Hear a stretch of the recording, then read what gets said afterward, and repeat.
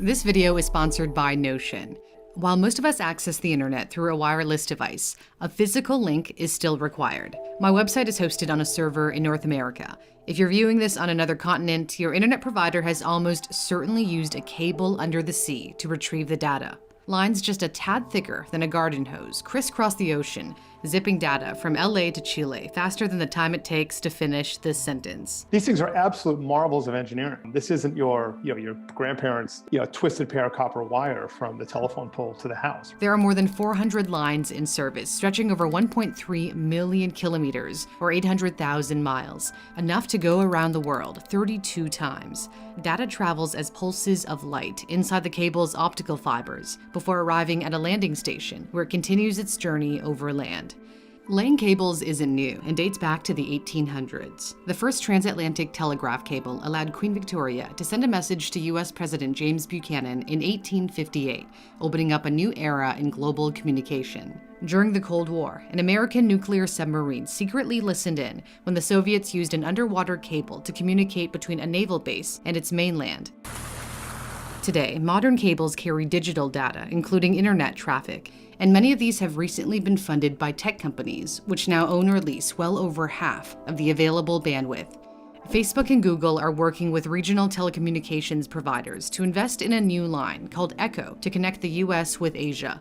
The tech giants may share the cable, but they'll have their own designated fiber pairs within it, kind of like having your own lane on a multi-lane highway. So, why are tech companies laying their own cables? They used to lease bandwidth from telecom providers like AT&T, who were the major investors in building cables. But now they're opting to build their own pipes to meet the surge in demand for their services, from YouTube to Spotify to cloud computing. By building lines themselves, they have greater control over the infrastructure. Hurricane Sandy was the wake-up call. The superstorm that hit the U.S. East Coast in 2012 damaged an area that hosts a significant number of cable landing points, disrupting communication for days. Facebook and Microsoft realized it wasn't the best idea to have the cables clustered in New York and New Jersey, so they partnered with telecommunications infrastructure company Telxius to design a line further south, opting to make Virginia Beach the starting point for a new connection to Spain. When Marea went operational in 2019, it provided the fastest transatlantic internet connection ever, transferring 160 terabits of data every second, equivalent to streaming 71 million HD movies at the same time. The capacity on these cables it's just enormous. It's nothing like we've seen 3-4 years ago. Used to be you'd build a cable and there might be 4 fiber pairs on the cable. Now it's routine for these new cables to come online with like 16 fiber pairs. Tech giants are also choosing to fund the project entirely themselves. Google announced in June it's building a private cable called Firmina, running from the US to South America, which it says will be the longest line in the world. By building privately, Google can decide exactly where to build routes to best suit its needs. For example, it can minimize the distance between its data centers, which then reduces delay, known as latency. It can connect remote parts of the world, or reinforce an area with limited lines. Google has built 6 cables on its own dime and has funded 16 projects overall. Tech giants that already wield significant influence are likely to own more of the internet backbone in the future, kind of like if Amazon owned the roads where packages are delivered. I think the concern is that the big content providers would form some sort of monopoly on international bandwidth, but they're not sellers of bandwidth, right? Like they deploy it and they use it themselves. These companies fork over hundreds of millions of dollars to build the infrastructure, which can take years. You won't see cables at the beach because they're buried below the seabed. In the deep sea, large ships lay them on the ocean floor, sometimes 8,000 meters or 26,000 feet below, as deep as Mount Everest is high.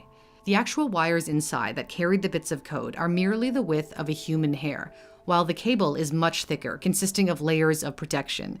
Still, some hazards are unavoidable. In 2016, a fishing trawler is believed to have severed a cable in Africa, taking the whole of the West African country of Mauritania offline for 2 days and impacting 9 other nations. And in 2013, authorities in Egypt accused 3 scuba divers of trying to cut a cable in the Mediterranean Sea. Repairing a line can take weeks. A specially equipped ship is dispatched to the region, pulls up the cable in the right spot, makes the repair before bringing it back down. When possible, multiple lines covering the same route are laid to prevent disruptions.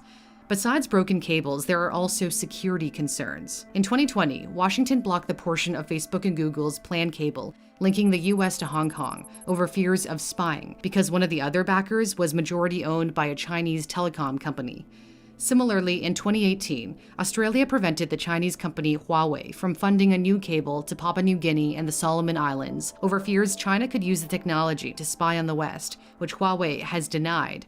Even if countries thwart efforts to build cables, the need for greater data capacity still exists, and satellites can't handle the demand. SpaceX may be creating a high-speed satellite internet service. However, Starlink doesn't have enough bandwidth to operate in dense urban areas and will mainly serve rural regions.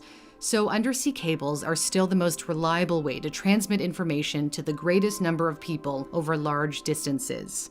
There's another way to stay connected. When I work with my team, we share ideas, plan, and stay organized all in one place using Notion. We've created a page prioritizing all of our tasks. On another page, we've mapped out the outline of a future video. You can personalize the pages however you like.